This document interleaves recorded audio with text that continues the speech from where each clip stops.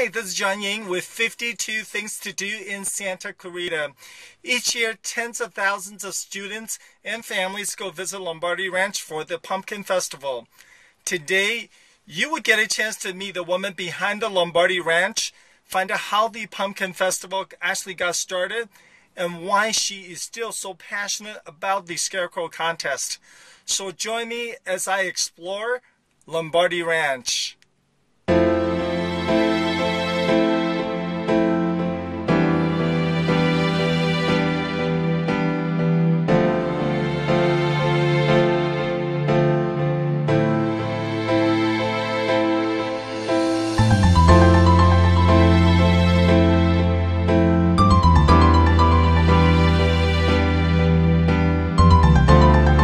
Lombardi Ranch. My name is Joanne Lombardi, and we're happy that you're here videotaping us today.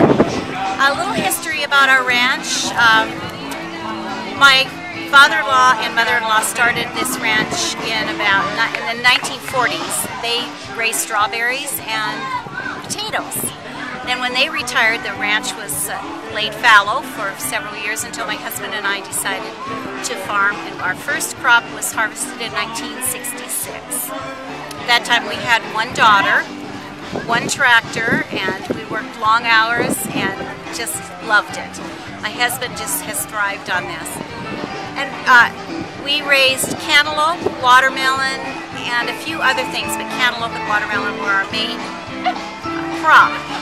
We decided to plant pumpkins one year, and our entire crop fit into the size of a tractor tire. We were able to fill it up about 10 times.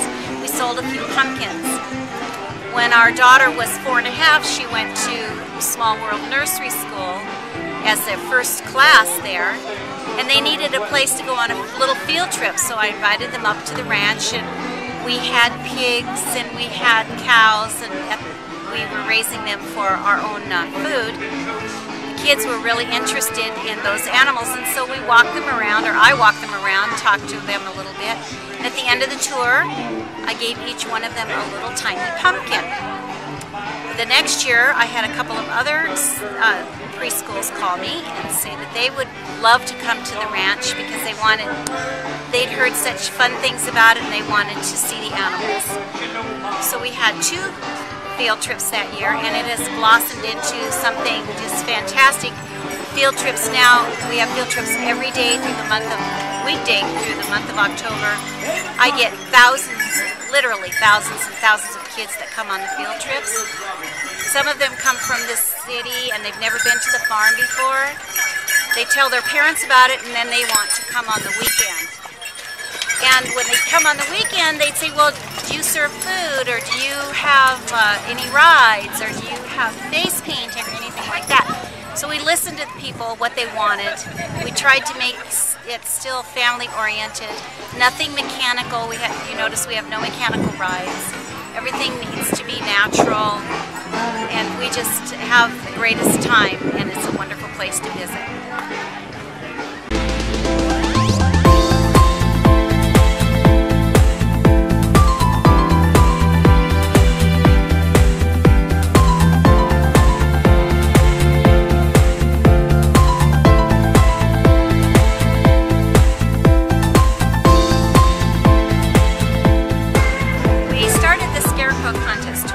Ago.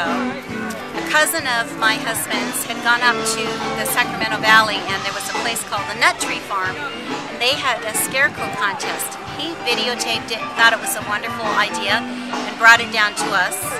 Of course, you have to remember we were 21 years younger than we are now, and so we were very enthusiastic about doing it. We talked it over, and we said, yes, we want to do this. So that was our very first scarecrow contest.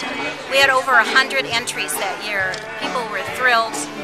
Then people just sort of got busy, and our entries slowly dropped off until we were down to about 38 entries.